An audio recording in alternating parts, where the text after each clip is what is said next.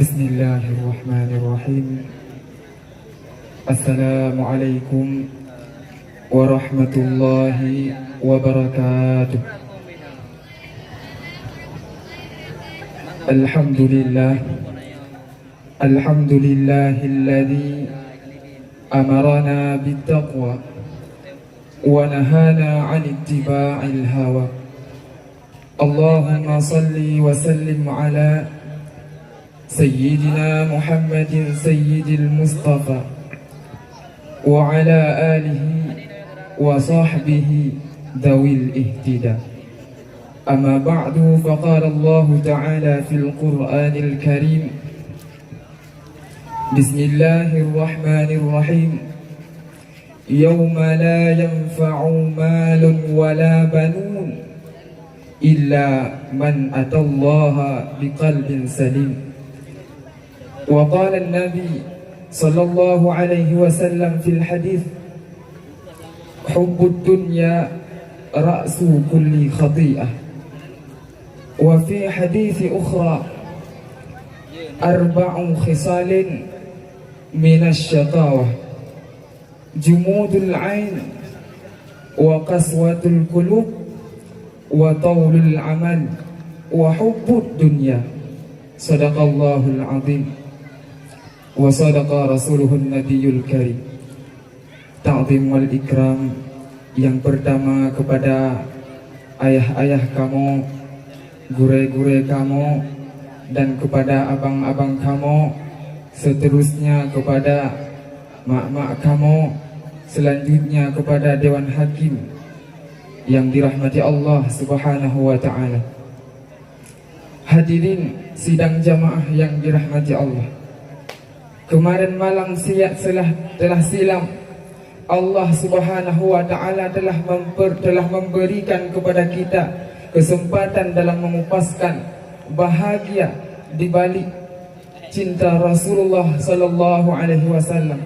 Pada malam yang berbahagia ini, Allah pula telah mengumpulkan kita. Allah pula telah memberikan kepada kita kesempatan untuk menguraikan masalah derita yang dilanda. Oleh sebab itu, pada malam yang berbahagia ini, izinkan saya untuk mengupaskan suatu syarahan yang berjudul Derita di Balik Cinta Dunia. Derita di balik cinta dunia. Hadirin sidang jamaah yang dirahmati Allah, tiada seorang pun yang menginginkan rasanya derita. Tiada seorang pun yang menginginkan rasanya sengsara. Namun ketahuilah, kita akan dipaksa untuk menengok kepada derita. Kita akan dipaksa untuk menyelam ke dalam lautan sengsara kalau kita cinta terhadap dunia. Namun alangkah baiknya sebelum kita lanjut derita yang dilanda dengan sebab cinta terhadap dunia, alangkah baiknya kita kupas apa itu dunia. Dunia adalah sesuatu yang tidak memberi manfaat di yaumil qiyamah nanti. Oleh sebab itu, dunia dengan akhirat tidak akan pernah menyatu keduanya. Sesuai dengan hadis Rasulullah bersabda di dalam hadisnya, man ahabbat dunya, siapa yang telah mencintai dunia, adarra bi akhiratihi, ia telah memudaratkan akhiratnya. Maknanya ia telah meninggalkan akhiratnya dan mengambil dunia untuk hidupnya. Wa man ahabba akhiratahu, dan orang yang mencintai akhiratnya, berarti ia adarra bi dunya, telah memudaratkan, telah meninggalkan dunia, telah memudaratkan dunianya dan mengambil akhiratnya. Hadirin sidang jamaah yang dirahmati Allah, kembali lagi kepada derita yang dilanda oleh mencintai dunia. Tiada seorang pun yang menginginkan rasanya derita, namun akan dipaksa dengan kepada derita kalau kita cinta terhadap dunia. Oleh sebab itu, tiada arti mengumpulkan harta yang banyak. Tiada arti yang mengumpulkan harta yang banyak yang tujuannya hanya untuk bermegah-megah, dengan harta tersebut. Itu dinamakan juga dunia. Kemudian membangun rumah yang mewah, yang tujuannya hanya untuk bermewah-mewah, punya mobil mewah, yang tujuannya hanya untuk bermegah-megah, bahkan mencari ilmu pun yang tujuannya hanya untuk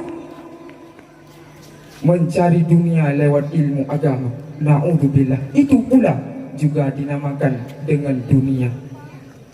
Yang semua itu, dibalik mencintai semua itu, akan mendapatkan derita dan tersungkur ke dalam neraka. Rasulullah sallallahu alaihi wasallam di dalam hadisnya berkata, hubbud dunya ra'su kulli khati'ah. Cinta dunia itu pangkal setiap dosa. Di dalam kitab Tanwirul Anwar karangan Syekh Imam Haji Muhammad Wali Al-Khalidi dijelaskan bahwa sebahagian daripada dosa-dosa yang terdapat dalam mencintai dunia adalah takabur kita. Yang kedua, ria kita. Kita mempunyai sifat ria.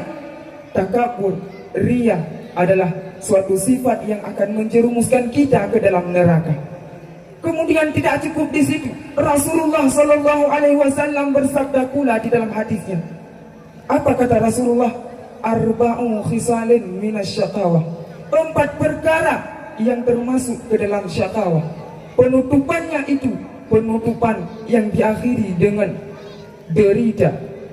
Yang pertama kata Rasulullah, jumudul ain, kerasnya hati, kerasnya mata, sehingga ia tidak bisa memandang kepada kebajikan.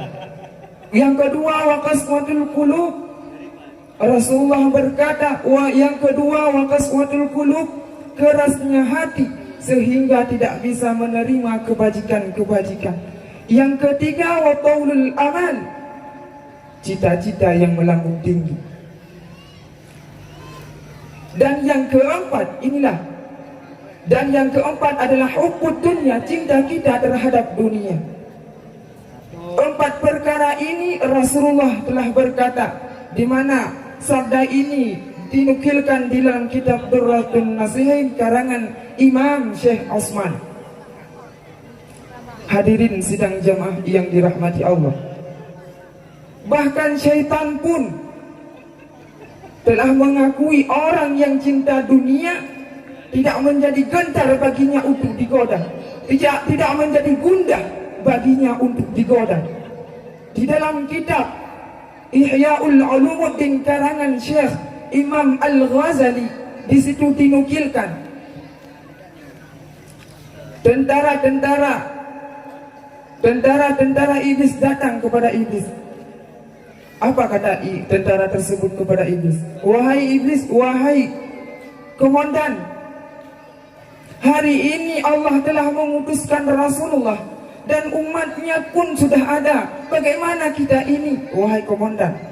Kata sang tentara-tentara. Apa jawab iblis? Wahai tentaraku, ayuhibbuna dunya, apakah mereka itu mencintai dunia? Naam, kata mereka tentara-tentara tersebut. Benar, memang mereka itu mencintai dunia. Apa jawaban dari iblis? Kalau mereka cinta terhadap dunia, aku ini tidak merasa gentar, aku ini tidak merasa gundah untuk menggoda mereka. Cukup bagiku dengan 3 perkara aku goda mereka. Yang pertama, aku akan goda mereka dengan cara tidak menyerahkan harta kepada yang haknya. Yang kedua, menahan. Yang kedua, menyerahkan harta kepada yang bukan haknya. Dan yang ketiga, memberikan harta kepada yang bukan haknya. Hadirin sidang jamaah yang dirahmati Allah, oleh sebab itu, selagi Allah masih memberikan kepada kita kesempatan untuk merubah kehidupan yang dulunya hidup dalam bergelimang kemaksiatan, yang dulunya cinta terhadap dunia, hari ini Allah masih memberikan kepada kita kesempatan untuk bertobat kepada Allah, untuk menghiaskan kehidupan dengan ketakwaan kepada Allah Subhanahu wa ta'ala.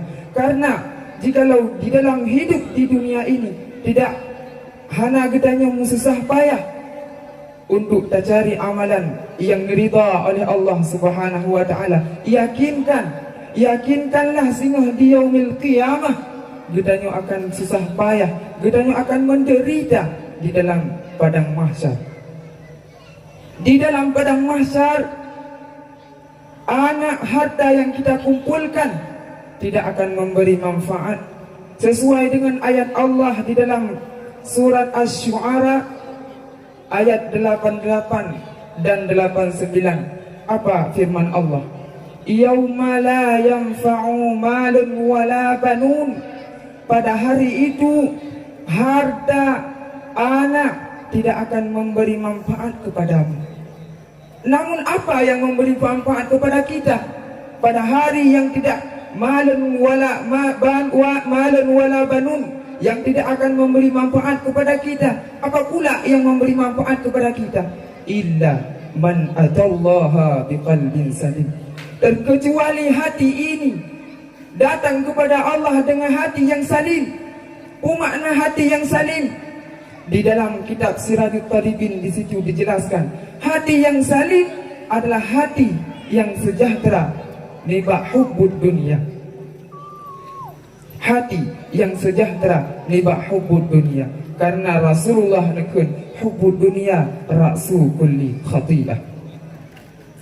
Hadirin sidang jamaah yang dirahmati Allah Subhanahu wa taala, dunia yang Allah ciptakan ini bagi Allah mubacut pun hana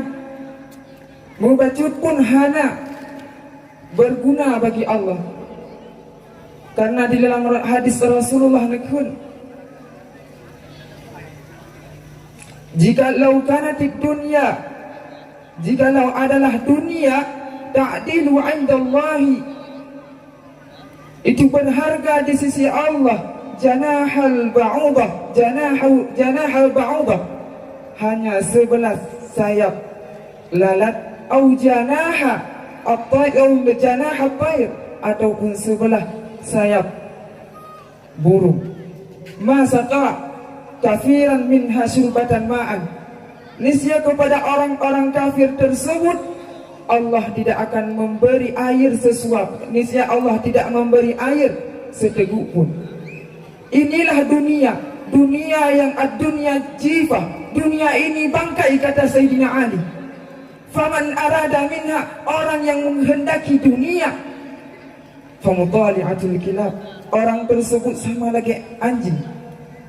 Hadirin sidang jamaah yang dirahmati Allah Subhanahu wa taala, kesimpulan yang dapat kita petik pada malam yang berbahagia ini, selagi Allah masih memberikan kepada kita kesempatan, goresan-goresan yang di dalam hati kitanya terhadap cinta terhadap dunia.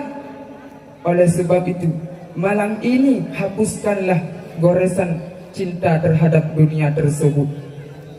Karena mencintai dunia akan dapat tersungkur kita ke dalam neraka. Di dunia ini bukan untuk bersenang-senang. Di dunia ini hanya untuk mengumpulkan amalan.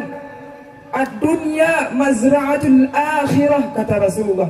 Dunia ini adalah tempat bercocok tanam di yaumil qiyamah nanti, adalah tempat bercocok tanam untuk akhirat nanti.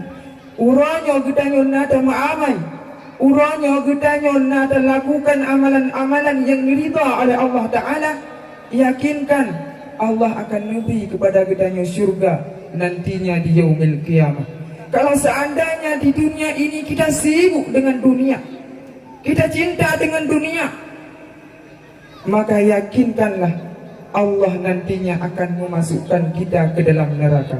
Na'udzubillahi min dzalik.